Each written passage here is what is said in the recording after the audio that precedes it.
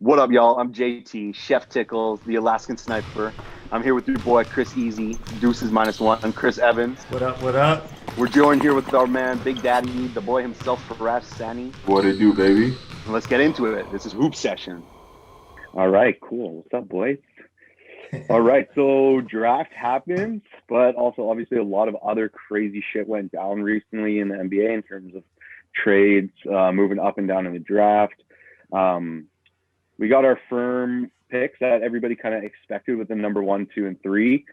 Anthony Edwards obviously went number 1 from Minnesota, so that kind of fills out their need of a nice swing man there. That was kind of no surprise. The only worry there is Andrew Wiggins 2.0, Anthony Bennett 2.0, which I think is every Minnesota fan's fear. And then James Wiseman going to Golden State. Obviously, that happened probably 12 hours before we heard about Clay. So they kind of went with a need there as well. I don't know if they take LaMelo if they knew Clay was out, or if they stick with James Wiseman, something they can kind of build around, big guy around all their guards. But realistically, they don't have a lot of shooting now. They really have Steph, and that's kind of all they're shooting right now. Wiggins is meh, right? Clay's down. Yeah. Draymond And isn't then, good. Yeah, Draymond's not a shooter, right? They picked up Kelly Oubre. He's decent. But yeah, they kind of went for need. Yeah, there's no real surprise there with Edwards or Wiseman. So next best player definitely left on the board. LaMelo Ball probably has a high ceiling out of all these players. Comes with his fair share of baggage. So going to number 3 to Charlotte, they need a face. They need something to draw some eyes there, especially in a season with no fans. MJ's there. They got all that kind of storyline. So for us, LaMelo Ball going to Charlotte, how do you feel about that? That's probably got the biggest question mark around it for me. Like you said, he has a very high ceiling. Like we've seen flashes of his game where it's been very nice. He seems to have a better shot than his brother Lonzo, at least. I wouldn't categorize it as a great form that he has, but it seems better than Lonzo. I'm kind of glad he dropped because I feel like he definitely wasn't the number 1 pick. Even at number 3, I mean, going to Charlotte, I'm surprised that Jordan kind of allowed this, just because, like you said, with the baggage he comes and his dad and all that hype, all that media attention. Jordan usually isn't about that. So I kind of wonder how that external stuff is going to affect the game, because LeVar definitely affected Lonzo's status when he was with the Lakers. Yeah. Yeah, that's right. And in Charlotte there, I think, which would not be the case if he went number 1 or 2 in Charlotte there, he's kind of given the keys, right? We were kind of discussing before, Devontae Graham is there, and they just grabbed Gordon Hayward, which we just kind of found out about right before this. So, Gordon Hayward's the vet. He's a 30-year-old vet there, but, LaMelo came in with the impression that it's kind of his team, right? Mm-hmm. Well, yeah, I don't think that we can actually say that it's his team right away. I think that LaMelo is going to have quite a bit of competition to kind of claim that seat right now. But also, LaMelo is kind of a playmaking guard, but he also likes to score. But in Charlotte, he's going to have to lean more towards the playmaking, I think. Mm-hmm. Just because you have Devontae Graham and Gordon Hayward, who are both going to want to get their shots up. Yeah. And while Gordon Hayward's not bad at creating plays, he would I would say definitely LaMelo and Devontae are better. Yeah. And Chris, you can probably attest to this. Gordon Hayward is a pretty good playmaker, right? Yeah. We saw it in the playoffs last year when he kind of came back in the bubble. He's able to kind of run that second unit offense. So maybe it's a Gordon Hayward and a Devontae Graham kind of lineup while LaMelo's off. And, maybe a LaMelo ball handler with a Devontae as your 2 guard kind of lineup. I don't know what they're going to do, what else they got there. But, he's big. He's 6'7", right? So it doesn't necessarily clash with those other 2 guards who are quite small. Devontae's maybe 6'2", and Terry Rozier's, even shorter than that. So he's long. I think, he's just going to get fucking bullied, especially when he's playing Westbrook, Dame, those big guards, honestly, right? Honestly, think of the conference he's in right now. You got him playing against Jimmy, 4 or 5 times a year. Like you got conference is 8. Yeah. So no, division's 8. Division. So you're playing Jimmy Butler 8 times a year. Like, could you imagine like LaMelo goes like this in his press conference, and you'd see literally as much muscle as I have right now in my arm. And like he flexes, and like I'm like, you're gonna have to put serious weight on to be 6'7" wing player essentially to play in this league. You know, Jimmy would absolutely destroy him. Oh yeah. Because, you know, there's other guys who've been successful with that kind of body type, but those are pure scorers, right? I don't see LaMelo as that just yet. I think up until now, his competition has just been weak enough where he's been able to do that. But I think his true skill, you know, is playmaking, honestly. I think he's a playmaker. I think he can get buckets when he needs to, but his shot is not great. You know, he shot like low 30s on I think like 6 or 8 attempts a game over there in Australia. This is only like 14 games, but you know, if he's going fucking 5 for 15, you're like, Jesus Christ, LaMelo, come on. That's another factor that he played in the Australian League rather than playing in the collegiate system, right? So we don't really know exactly what he's capable of. Like, he's like, he put up a triple-double, but it's in the Australian League. While yes, they are professional men, it's still a respectable league. I still don't think the competition is what it is in the NCAA Division One.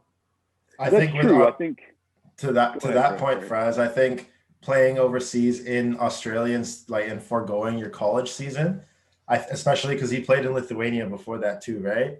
As a 16-year-old kid, I think those two experiences for him will help the transition to NBA be a bit easier, just because you're playing against anywhere up to 35-year-old men in the Australian League, in the Lithuanian League, and you're coming into their home country, their home league, with all this hype of the Ball family and everything. There's people in those leagues that try to probably put him on his ass or bully him or do anything. And if he held his own against that, he still has the mental fortitude to actually hold his own, hopefully, against NBA players, against the best of the best. No, great point. That could be the case, Yeah, great point. I think that is one of his strengths. Being in the spotlight since he was 13, hitting half-court shots. You know, his brother's in the NBA. He's been around NBA guys. I think he knows where his body needs to be, and you know, he's a pretty laid-back guy. Like, if you listen to his interviews, like, he's not giving you much. He's just kind of like, I'm chilling. Like, this is what I'm supposed to do. He's just hooping, right? Yeah. So I think what is he? Fucking 18, 19, 20 years old. Like, he's got a slender body type for sure. He's definitely going to get bullied. We saw Lonzo's first game, Chris. We were talking about this yesterday. Lonzo's first game in the league, Patrick Beverley was right in his ass. So we'll see what fucking Adam Silver does for LaMelo on his first game. But you know, I think people are going to be right up in him, and I think he's ready for it, man. I think he's ready for that side of the game. We'll see, man. Okay, I mean, we'll see how it fares. A month and a day from today. There you go.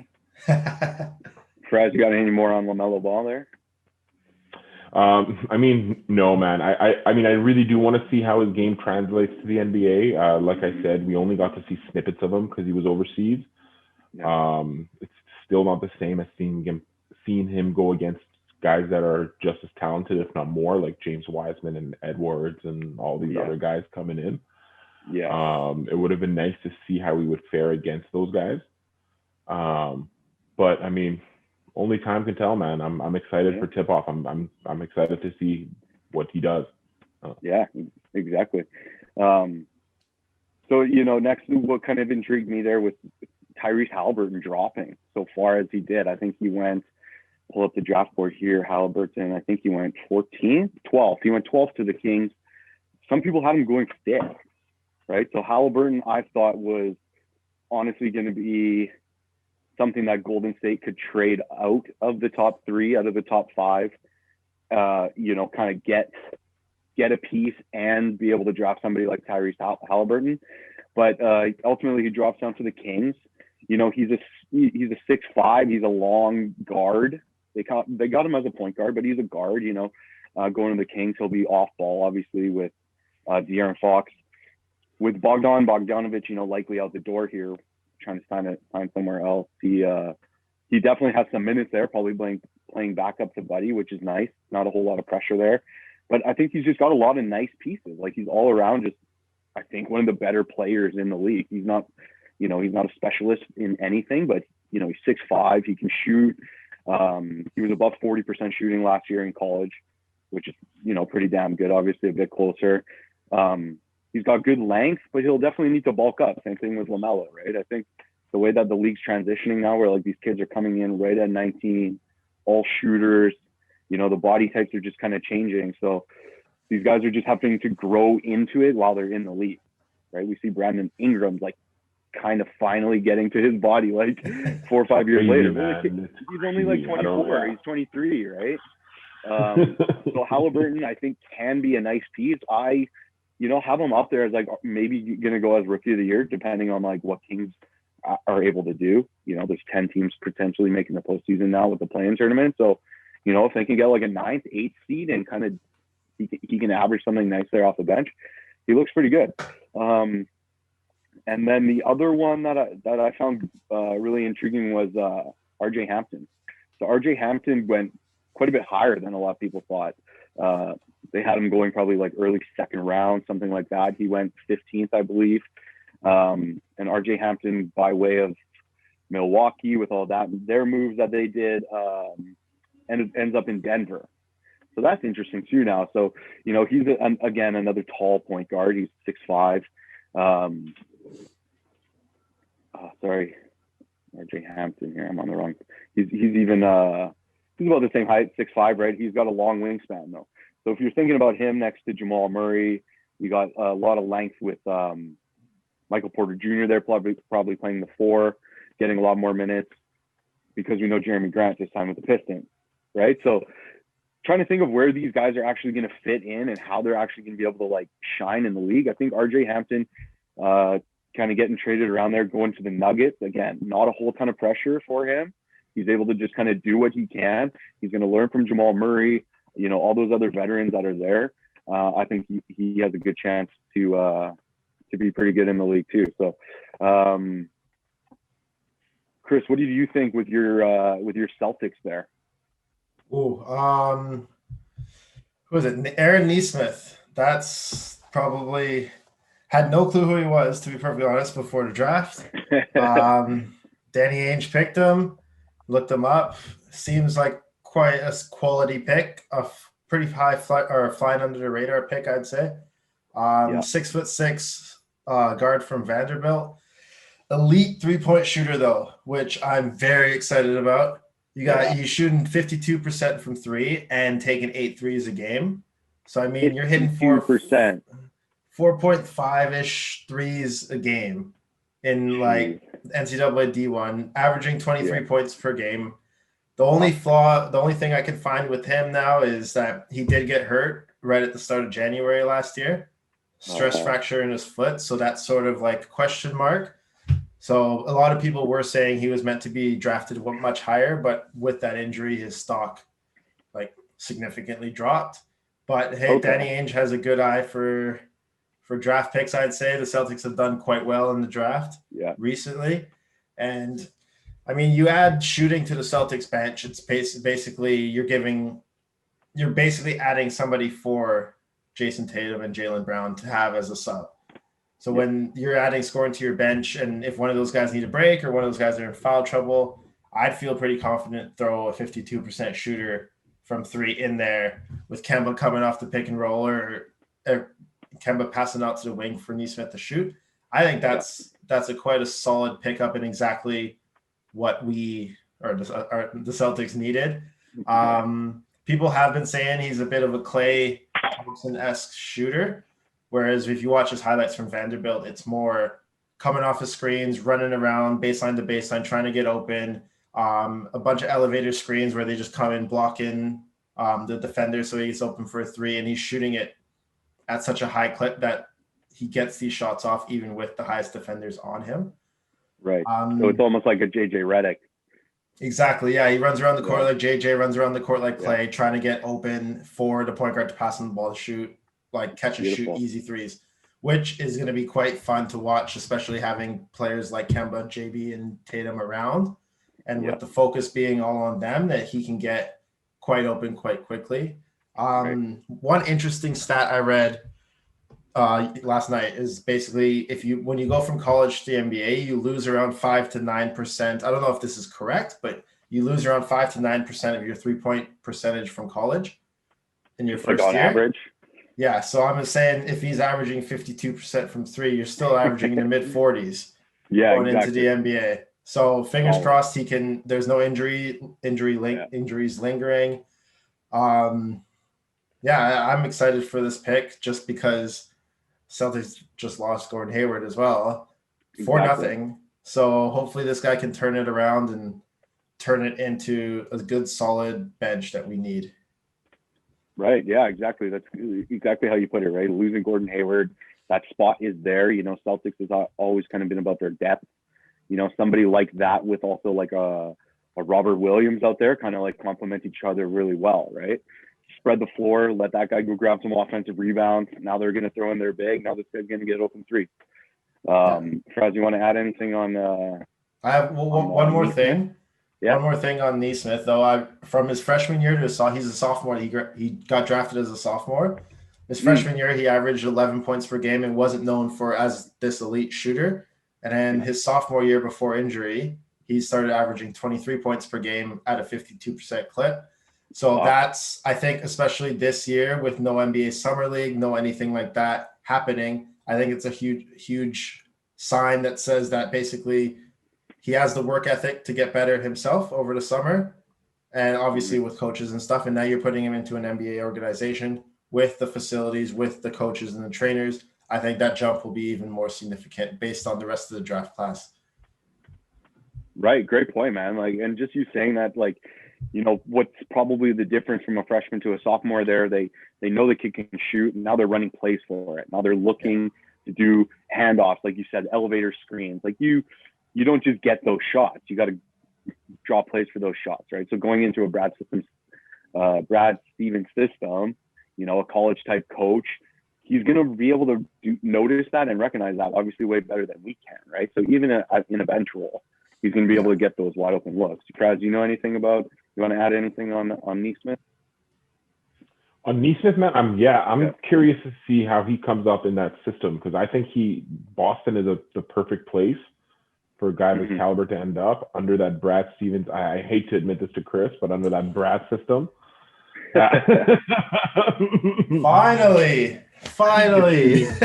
Shooting in that system that spreads out and has that proper ball movement that reminds me very much of the San Antonio basketball of the past. I think, he's in the perfect spot to to flourish and for there to be not as much pressure on him. Right. Yeah. How do you think your Spurs did there in the draft? Honestly, man, this is going to be. I hope I don't get skewered for this, but this pick kind of gives me like Kawhi Leonard vibes almost. I'm not saying that Devin Vassell is going to be as good as Kawhi is now. That's just absurd. But he's a 6'7" guard with a 6'10" wingspan. He's out of Florida State. He wasn't known as a great player. I think they were a little surprised he went this high. But I think the reason they got him is that he's going to be an immediate 3-and-D type player. That's what he was in college. He played very well perimeter defense. Shot 41% from 3. Wow. Well liked by his teammates. I think he under a Popovich system, just like if under a Brad Stevens type coach, under that kind of system, I think these players flourish the most. Yeah. If we remember, I think Kawhi was the 16th pick, and at that time they had aspirations of him being a player like Danny Green, that type of 3-and-D player. And look at what he is now, 2-time finals. You got traded on draft night, right? So exactly, and traded for George Hill, who Greg Popovich said was one of the hardest trades he ever made. Right. Just because he liked George Hill so much. Again, I'm not saying that this player has the potential to be a Kawhi Leonard, because he does lack the size that Kawhi has still. Kawhi is strong. A lot of people don't realize it, but Kawhi Leonard is a very strong player. Oh yeah. Devin Vassell doesn't seem to have that yet. Also, but he has time. And I think in a system in San Antonio where, again, not much pressure, he can flourish. He can help that system out.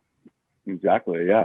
So yeah, I didn't know a whole ton about him, but you're just reading, he's still under 200 pounds, which is pretty mind boggling. So yeah, hopefully that Texas barbecue gets a couple LBs on there, and Marcus will take care of him, man. Yeah, exactly. Yeah, exactly. I'm excited. What excited me as well was Cole Anthony. So Cole Anthony coming from UNC, and he went to Orlando. As soon as I saw that pick, I think I was with Chris when it happened. When I noticed, or when it happened, I thought it was a perfect pick for them. Orlando, they're so big, heavy, right? They've always drafted those big, long guys. Jonathan Isaac, Mo Bamba. They got one of those other guys that I've never heard of. They still have Aaron Gordon. They have Vucevic, right? So I think Cole Anthony coming in is a really great opportunity for him, and I think his motor and his just kind of his competitiveness really fits in Orlando. So DJ Augustine got moved over to the Bucks. I don't know if you guys saw that, but that kind of opens up a spot there. So I really think Markelle Fultz, Cole Anthony, that's kind of your backcourt of the future, and then you kind of whatever resembles anything in terms of Jonathan Isaac, Mo Bamba. You probably want to move off of Aaron Gordon's contract, but Orlando's looking good in the next few years. And Cole Anthony going there, like I said, he's a point guard. He's 6'3". He's quick as fuck. So him and Markelle will play well together, I think, running up and down the court. Decent shooter. All these kids coming out of college, like I said, are coming out really early nowadays. So gonna have to work on the shooting. Work on the size, his body of it. But I think he's a professional. Coming from the family, right? His dad obviously played in the NBA for a long time, UNLV as well. So I think he's got the heart. I think he's got the passion for it. He's got the athleticism. Just about trying to put those pieces together, fit in. Anybody got ups or downs on Cole Anthony? I'm excited to see him hoop in Orlando, just to see how he works with Gordon and all the bigs they have there. And so he comes from UNC, right? Yeah. Yeah. So high pedigree school to come from too. So you should be there. Williams. Yeah. Yeah. Aaron Gordon needs to get moved, I think, and I think that's going to happen. I think that should happen as well, and then that just, they're not doing anything soon, right? Going to the 8th. Yeah, exactly. Getting one win and getting bounced. What's that doing for you, right? Evan Fournier, I think, is a valuable piece that can help on a winning team. And Aaron Gordon obviously is a freak still. So those two pieces probably can get moved and get a draft pick. Terrence Ross is still there as a scorer, six-man type guy that could probably help like a Clippers or something like that. But a lot of moves, super exciting shit going down. Like every time I check my phone, I'm like, Jesus Christ. Yeah, I'd like to talk one more draft pick. Killian Hayes, drafted seventh from Detroit, is my dark horse rookie of the year candidate, I'd say. Watching highlights on him, he's very James Harden, Manu Ginobili-esque, lefty, point guard, shifty, 6'5", very similar to LaMelo in terms of build, lanky, tall point guard. But I think in that Detroit system with a hopefully healthy Blake Griffin, that will turn into Lob City quite easily. He's also another player who's come up in the pro ranks already. He played in Germany, played in France, and at a very young age. So I think he's going to be somebody to look out for, especially on the Pistons. When you watch his highlight tape, you do definitely see James Harden in him in terms of a cross double step back travel into a three. He literally I saw one clip of him doing that cross step back, and it looked exactly like James Harden. If you put a Houston Rockets jersey on him, put him on a mohawk and a beard, literally you'd be like, that's James Harden. So I think if he can roll with this Pistons team, maybe bring them to the playoffs or into the playing games and have a great, in terms of because this draft class isn't that great. So if you have a great average season on a team that goes to the playoffs and revitalize that franchise, I think that's a pretty strong case for rookie of the year. And I think Killian Hayes would probably have a good shot to be there if the Pistons work well around him. And Sam Mitchell's their coach, right? So Dwayne Casey. Dwayne Casey, that's it, not Sam Mitchell. Different Raptors coach. Different Raptors coach, my bad. That's good. But Detroit is interesting. We're almost out of time here, but Detroit is interesting. They're making a lot of moves. They're getting a lot of bigs, weird and I think, moves, man. I don't. Yeah, and I think I think Blake is on his way out. That contract, something big obviously has to come back, but a lot of exciting stuff. Thanks for the chat, boys. Appreciate it. And we'll come back next time with some pre-training camp stuff. Thanks for stopping by to Sesh'n with us. If you like what we're doing, like, share, subscribe, tell a friend, tell your neighbor, tell your dog. Peace.